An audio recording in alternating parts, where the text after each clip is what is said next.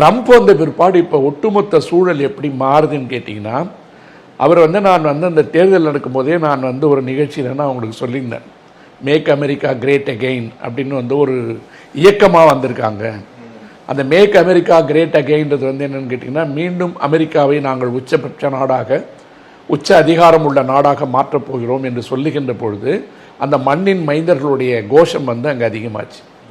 அந்த மண்ணின் மைந்தர்கள் குரல் அதிகமாகிறதுக்கு காரணம் என்னன்னு கேட்டிங்கன்னா, மெக்சிகோ போன்ற நாட்டிலிருந்து வருகின்ற சட்டவிரோதமாக குடியேறுபவர்கள், இந்தியாவிலிருந்து சட்டவிரோதமாக குடியேறுபவர்கள், சீனாவிலிருந்து குடியேறுபவர்கள், இந்த மாதிரி உலக நாடுகளில் ஒரு 176 நாடுலேருந்து எத்தனை சதவிகிதம் வந்திருக்காங்கன்னு சொல்லி பார்க்கும்போது அவங்க ஜோ பைடன் காலத்திலே கிட்டத்தட்ட ஒரு 2 லட்சம் 3 லட்சம் பேரை வெளியில் அனுப்பிட்டாங்க.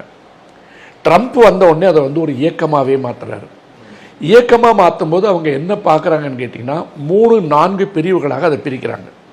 மாணவர்களாக வருகின்றவர்கள் இங்கே படிக்க மட்டும்தான் வராங்களா, அப்படி படிக்க வர்றவங்க ஒரு அங்கீகாரம் பெற்ற கல்லூரியில் தான் அவங்க வராங்களா, ஒழுங்காக அந்த ஸ்டூடெண்ட் விசாவுக்கு உண்டான விதிமுறைகள்லாம் பின்பற்றி தான் வராங்களா, இல்லை அதிலே அவர்கள் விதிமுறைகளை மீறி சட்டவிரோதமாக நுழைகிறாங்களா, எந்த பல்கலைக்கழகங்களில் அவர் சேர்கிறார்கள், ஒன்று சேர்ந்த பிற்பாடு படிப்பு மட்டும்தான் படிக்கிறாங்களா, படிப்பு படிக்கிறது இல்லாமல் இவங்க இங்கே இருக்கிற அரசியல் நடவடிக்கைகளில் அவங்க ஈடுபடுறாங்களா அப்படின்ற ஒரு புலன் விசாரணையில் இப்போ அதிகமாகுது.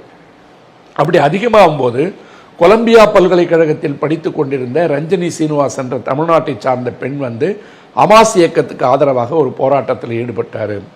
இன்னும் முகமது என்ற ஒரு மாணவர் போராட்டத்தில் ஈடுபட்டார்னு சொல்லி அவங்களுடைய விசாவெல்லாம் ரிவோகேஷன் என்று சொல்லப்படுகின்ற ரத்து செய்கின்ற நடவடிக்கைகளை கொண்டு வராங்க. அப்படி கொண்டு வரும்போது என்ன செய்கிறாங்கன்னு கேட்டிங்கன்னா, நீங்கள் அதை போன்ற நடவடிக்கைகளில் ஈடுபட்டால் உங்களுக்கு சிறை என்பது கண்டிப்பாக உறுதி.